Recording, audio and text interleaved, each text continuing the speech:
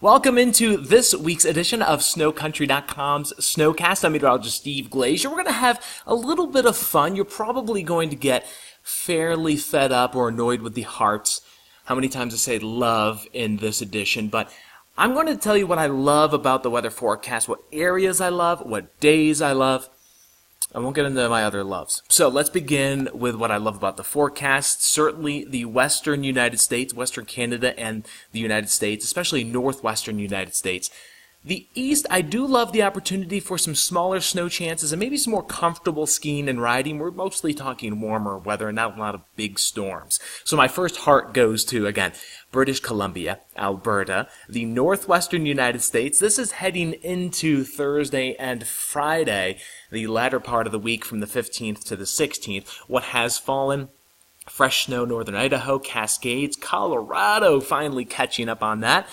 Not a lot. The forecast doesn't really give a lot to the Sierra Nevada. My apologies there, personally. My second heart, again, going to the western United States because from Tuesday to Tuesday, 13th to the 20th, courtesy Weather Bell right here, you can see that the western United States and western Canada still continue to be active. This is, again, for the whole scope of the 7 days. And the east does have, again, some light blue. There are some smaller chances of snow farther north into Canada, eastern side. It looks better.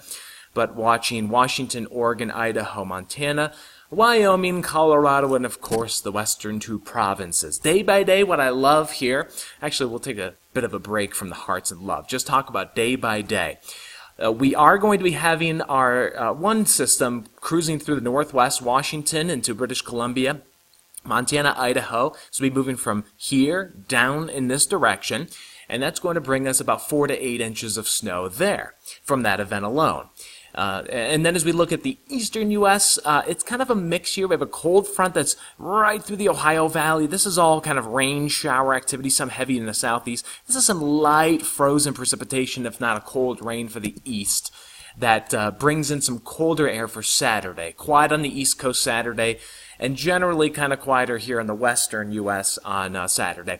Now, I want to kind of fast forward to Sunday. That's when things get interesting, the 18th. Next really strong system, in my opinion, barrels down into the west, and this is going to shift the jet stream pattern where it's going to warm up the east.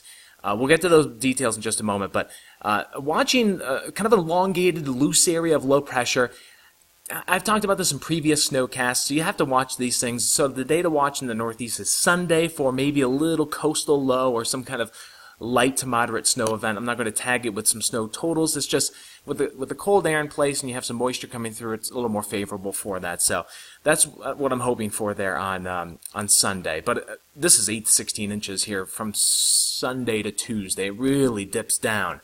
Okay, back to the hearts and love. What I love longer term, and now we are talking about the time frame from Sunday to Thursday, so from the 18th to the 22nd. Let me make sure I have my days correct. Yes, that's correct. So we are looking at colder than average weather for much of the western U.S. and Canada with that next system dropping down to the south. It's going to push the jet stream up literally and bring in a lot of warmth that begins on Monday for the East Coast. And it does look like we do have some rain coming in for the east for the week of the 19th of February. And your best chances for snow here in the Rockies. So my advice for the eastern coast, ski it while we can. I mean, we're not going to lose, we're probably not going to lose everything, but we're certainly lose some snowpack with this warmer weather pattern. So enjoy the warmer weather and the skiing. Definitely get out earlier, the better, just because you'll have more base depth. Let's talk about temperature-wise, what we are expecting here for. It's going to be coldest on the east on Saturday, so that's actually pretty favorable. Snow-making conditions, single digits in the morning, teens for highs, and the west is kind of on the cool side. But here comes the warmth. On Sunday, you start to get some of these highs, still Maine in the 20s, but otherwise 30s, 40s, 50s making their way up the Appalachians, and then 50s, 60s making their way up the Appalachians. This is Monday. By Tuesday, Wednesday, it continues to surge up. So that's what we're looking at here on the East Coast. Now, what I love on the longest term, and this takes us into March, don't give up on the winter in the East just because of these warmer spells. It does look like the way that some of the weather patterns and oscillations are forming, that it'll be more favorable and colder here across the Midwest and Northeast. to start March. That's longer term, so that's something we're going to tease for next week. Check back in. Thanks for watching, as always.